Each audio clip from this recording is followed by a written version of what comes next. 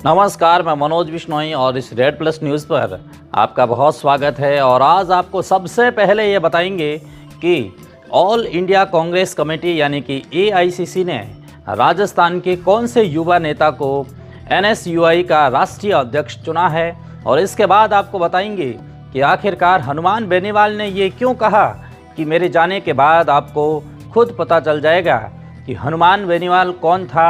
और आप कहते हैं कि मुझे बहुत चाहते हैं फिर भी मुझे वोट नहीं देते, और मैं आखिर कितनी बार आपको समझाऊं? क्या रोने से समझोगे? क्या मुझे खो देने के बाद याद करोगे कि एक नेता था जो रात को 2 बजे पूरे राज्य की पुलिस को सड़कों पर बिठा सकता था? ये सारा हनुमान बेनीवाल ने कल क्यों कहा आंध्र प्रदेश से वापस राजस्थान आते समय। लेकिन सबसे पहले आज मैं आपको किसी विवाद की नहीं बल्कि एक ऐसी कहानी जो किसी छापेमारी की भी नहीं बल्कि समय के उस चक्र की कहानी सुनाने जा रहा हूं जो चुपचाप घूमता है बिना शोर किए, बिना चेतावनी दिए, और जब परिणाम सामने आता है तो लोग हैरान रह जाते हैं। AICC यानी कि ऑल इंडिया कांग्रेस कमेटी ने आज राजस्थान में या राजस्थान से पहली बार राजस्थान की मिट्टी का लाल, राजस्थान के NSUI प्रदेश अध्यक्ष विनोद जाखड़ को भारतीय राष्ट्रीय छात्र संगठन NSUI का राष्ट्रीय अध्यक्ष नियुक्त किया है। शायद महीना भर भी नहीं हुआ होगा जब NSUI राजस्थान के प्रदेश अध्यक्ष के तौर पर विनोद जाखड़ ने संगठन में कुछ नियुक्तियां की थी, और उस समय ये उनका अधिकार भी था और उनकी जिम्मेदारी भी थी, उनका संगठनात्मक फैसला था। लेकिन राजनीति में हर फैसला तालियों के साथ स्वीकार नहीं होता। संगठन के एक राष्ट्रीय सचिव अखिलेश यादव ने इन नियुक्तियों पर गहरी आपत्ति जताई थी, और आपत्ति भी ऐसे कि विनोद जाखड़ को सीधे चेतावनी दी गई और कहा गया कि अगर उनकी सहमति के बिना कोई भी नियुक्ति की गई तो प्रदेश अध्यक्ष पद से तत्काल प्रभाव से आपको हटा दिया जाएगा। संदेश साफ था, लाइन में रहिए वरना लाइन से बाहर कर दिए जाएंगे। अब जरा उस पल को भी समझिए, एक प्रदेश अध्यक्ष अपने ही संगठन में चेतावनी का सामना कर रहा है, मीडिया की नज़रें भी है, विरोधियों की फुसफुसाहट भी है और समर्थकों की चिंता भी है। लेकिन विनोद जाखड़ ने क्या किया? न प्रेस बयान, न पलटवार और न सोशल मीडिया पर शब्दों की जंग। उन्होंने चुपचाप अपना काम जारी रखा, क्योंकि शायद उन्हें पता था कि राजनीति में हर जवाब शब्दों से नहीं दिया जाता, कुछ जवाब समय देता है और समय का जवाब सबसे अंतिम ही होता है। फिर आया वो मोड़ जिसने कहानी बदल डाली। राजस्थान यूनिवर्सिटी में RSS का एक कार्यक्रम हुआ, छात्र राजनीति का तापमान बढ़ा, विचारधाराएं भी आमने सामने आई और विनोद जाखड़ ने खुलकर विरोध किया। सिर्फ बयान नहीं, सड़क पर उतरकर विरोध किया, और फिर गिरफ्तारी, जेल यात्रा। और अब राजनीति में जेल यात्रा सिर्फ हिरासत नहीं होती, वे एक संदेश होती है, वे एक प्रतीक होती है, और वे बताती है कि ये नेता सिर्फ कुर्सी तक सीमित नहीं है, सड़क तक भी जाता है। और यही वह क्षण था जब प्रदेश की सीमा पार कर उनका नाम राष्ट्रीय फलक पर उभरने लगा। मीडिया की सुर्खियां और संगठन के भीतर चर्चा और विरोधियों की रणनीति और समर्थकों का उत्साह, और अब समय का पहिया चुपचाप घूमता रहा। जिस व्यक्ति को कुछ दिन पहले हटाने की चेतावनी दी जा रही थी, वही व्यक्ति आज NSUI का राष्ट्रीय अध्यक्ष बना दिया गया है। सोचिए कितनी तेजी से बदला परिदृश्य। कल तक प्रदेश अध्यक्ष, आज राष्ट्रीय अध्यक्ष, 2018 में छात्र संघ अध्यक्ष के रूप में राजनीतिक सफर शुरू करने वाला एक युवा नेता 8 साल में राष्ट्रीय संगठन की कमान तक पहुंच गया है। और ये सिर्फ पद परिवर्तन नहीं, ये संदेश भी है कि अगर आप चुपचाप काम करते हैं, संघर्ष से पीछे नहीं हटते हैं और सही समय पर सही स्टैंड लेते हैं, तो राजनीति में रास्ते कभी बंद नहीं होते हैं, खुलते ही है और खुले ही रहते हैं। ये कहानी बताती है कि चेतावनी से करियर खत्म नहीं होता, प्रतिक्रिया न देना भी कई बार सबसे मजबूत प्रतिक्रिया भी होती हैं, और जेल की सलाखें कई बार राजनीतिक सीढ़ी बन जाती हैं। राजनीति में धैर्य सबसे बड़ा हथियार है, क्योंकि समय किसी का स्थायी मित्र नहीं और किसी का स्थायी विरोधी भी नहीं है। और आज जो ऊपर है वह कल नीचे हो सकता है, और जो आज दबाव में है वह कल नेतृत्व की कुर्सी पर बैठ सकता है। और विनोद जाखड़ की यह यात्रा सिर्फ व्यक्तिगत सफलता नहीं, यह उस सिद्धांत का उदाहरण है कि काम करते रहिए, शोर अपने आप थम जाएगा और परिणाम अपने आप बोलेगा। सवाल ये नहीं है कि किसने चेतावनी दी, सवाल ये है कि किसने परिस्थिति को अवसर में बदला।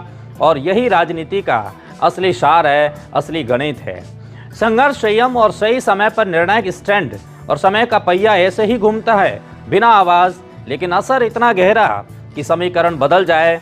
और यही इस कहानी का सार है कि आप अगर चुपचाप अपना काम करते जाइए, समय बदलते देर नहीं लगती, क्योंकि राजनीति में आखिरी फैसला बयान नहीं, समय चुनता है।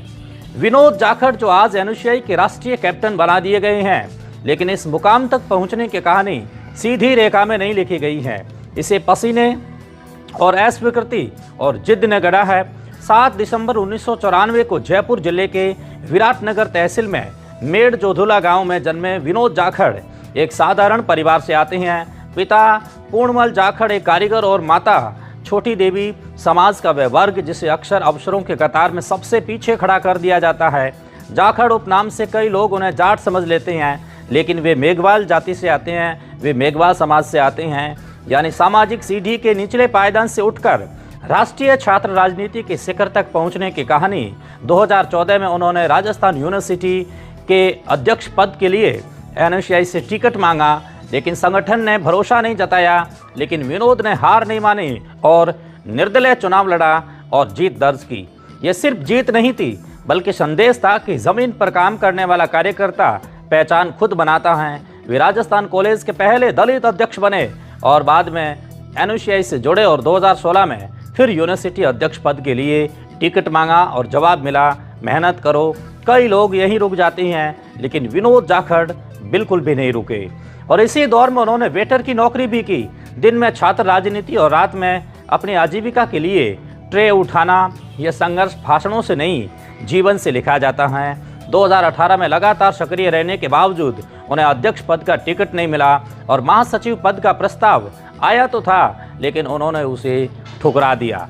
फिर निर्दलीय मैदान में उतरे और इस बार जो हुआ वह इतिहास था। उन्हें इतने वोट मिले जो अखिल भारतीय विद्यार्थी परिषद यानी कि एबीवीपी और एनएसयूआई दोनों के लिए कुल वोटों से भी अधिक थे। वे विश्वविद्यालय के पहले दलित छात्र संघ अध्यक्ष निर्वाचित हुए। ये सिर्फ चुनावी जीत नहीं, बल्कि सामाजिक प्रतीक था। और जीत के बाद अशोक गहलोत का फोन आया और लंच पर बुलाया गया। सचिन पायलट ने मुलाकात की और फिर राहुल गांधी की मौजूदगी में उन्होंने कांग्रेस ज्वाइन कर पुनः एनएसयूआई का दामन थामा। यानी जिसे कभी टिकट नहीं मिला वही राष्ट्रीय नेतृत्व की नज़र में आ गया और आज वही विनोद जाखड़ एनएसयूआई के राष्ट्रीय अध्यक्ष है। और यह कहानी बताती है कि 2 बार रिजेक्शन अंत नहीं होता, वेटर की नौकरी कोई अपमान नहीं होती और सामाजिक पृष्ठभूमि सीमा नहीं होती हैं। अगर इरादा साफ हो और ज़मीन मजबूत हो और संघर्ष निरंतर हो तो संगठन भी एक दिन दरवाज़ा खोलता है और आपको फर्श से अर्श तक लेकर के चला जाता है। और ये सफ़र भी बताता है कि राजनीति में शॉर्टकट नहीं चलता है, लेकिन धैर्य चलता है, मेहनत चलती है। और समय का पहिया जब घूमता है तो वह उसी के पक्ष में रुकता है जो गिरकर भी आगे बढ़ता है। और यही है संघर्ष की असली ताकत और यही है इस कहानी का असली संदेश। अब दूसरी खबर की ओर लौटते हैं। आंध्र प्रदेश में हनुमान बेनीवाल ने जो कहा वह सिर्फ कुछ शब्द नहीं, बल्कि एक नेता की पीड़ा, चुनौती, आत्मविश्वास और चेतावनी का मिश्रण था। उन्होंने कहा कि मेरे जाने के बाद आपको खुद पता चल जाएगा कि हनुमान बेनीवाल कौन था। आप कहते हैं कि आप मुझे बहुत चाहते हैं, फिर भी आप मुझे वोट नहीं देते। मैं आखिर कितनी बार आपको समझाऊं? क्या रोने से समझोगे? क्या मुझे खो देने के बाद याद करोगे कि एक नेता था जो रात के 2 बजे पूरे राज्य की पुलिस को सड़कों पर बिठा सकता था? हनुमान बेनीवाल की इन पंक्तियों से एक सीधा सवाल है और इन पंक्तियों में ही एक सीधा सवाल छिपा है। जनता से समर्थन और वोट के बीच की दूरी पर सवाल। राजनीति में अक्सर भीड़ और मतदाता अलग अलग व्यवहार करते हैं, मंच पर नारे लगते हैं, लेकिन मतदान केंद्र पर निर्णय बदल जाता है। बेनीवाल का दर्द इसी को अंतर को लेकर के है, इसी बात के अंतर को लेकर के है।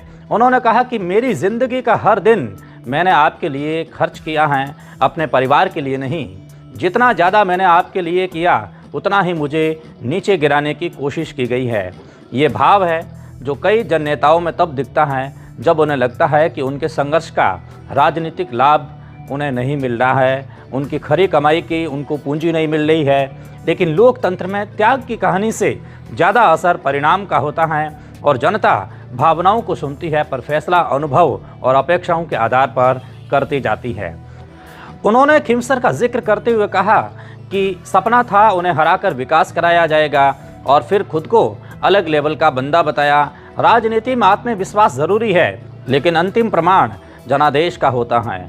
फिल्मों का उदाहरण देकर उन्होंने खुद को हकीकत का किरदार बताया और कहा कि मैं वो शीशा हूँ जिसमें दाग नहीं दिखते, उसमें असली मर्द दिखाई देता है। और यह संवाद शैली समर्थकों को ऊर्जा देने वाली है, लेकिन चुनावी गणित संवाद से आगे बढ़कर संगठन, रणनीति और बूथ प्रबंधन पर टिकता है।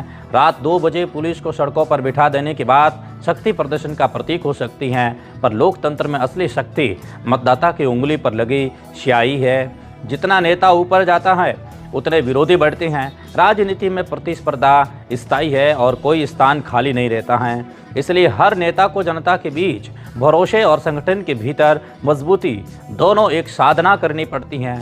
बेनीवाल का यह बयान दरअसल उस मनोवैज्ञानिक क्षण को दर्शाता है जब नेता अपने प्रभाव और परिणाम के बीच अंतर महसूस करता है। और यह चेतावनी भी है और अपील भी कि चुनौती भी है और आत्ममंथन का अवसर भी। लोकतंत्र में कोई स्थायी विजेता नहीं होता, हर चुनाव नया एक इम्तिहान है। चाहत और वोट के बीच एक की दूरी होती है, उसको कम करना ही असली राजनीति है। और अंततः फैसला जनता करती है कि किसे किस लेवल पे रखना है और किसे ज़मीन पर। यही आज का राजनीतिक सच और यही इस बयान का एक सार है। और हनुमान बेनीवाल की एक पीड़ा भी थी, भीतर से निकलने वाली पीड़ा थी। हनुमान बेनीवाल लगातार मेहनत भी कर रही हैं और सरकार चाहे कोई सी हो, कांग्रेस हो या फिर बीजेपी हो, हनुमान बेनीवाल ने हमेशा गरीब के लिए और मजदूर के लिए और शोषित वर्ग के लिए एक लड़ाई लड़ी है। इस बात को नकार भी नहीं सकते हैं। हनुमान बेनीवाल ने कई दफ़ा कई प्रदर्शन भी किए हैं, कई किसानों को फ़ायदा भी दिलाया है। और आखिर में हमेशा की तरह आपको विज्ञान से जुड़े रोचक तथ्य बताती हैं। विज्ञान कहता है कि आपका शरीर हर सेकंड लगभग 2.5 करोड़ नई कोशिकाएं बनाता है और उतने ही पुरानी नष्ट करता है। बिजली की चमक सूरज की सतह से भी ज़्यादा गर्म लगभग 30,000 डिग्री सेल्सियस तक पहुंच सकती है। और इंसान के दिमाग में लगभग 86 अरब न्यूरॉन्स होते हैं जो सुपर कंप्यूटर से भी तेज सूचनाएं प्रोसेस कर सकते हैं। और अंतरिक्ष में ध्वनि नहीं सुनाई देती क्योंकि वह वायु नहीं होती हैं। और पानी का गर्म पानी कई परिस्थितियों में ठंडे पानी से पहले जम सकता है और इसे एम्पेमा प्रभाव कहते हैं। विज्ञान हर दिन साबित करता है कि दुनिया हमारी कल्पना से कहीं ज़्यादा अद्भुत है और इसे समझना मनुष्य के लिए अभी तक वश की बात नहीं है। रेड प्लस न्यूज़ से जुड़ने के लिए बहुत शुक्रिया।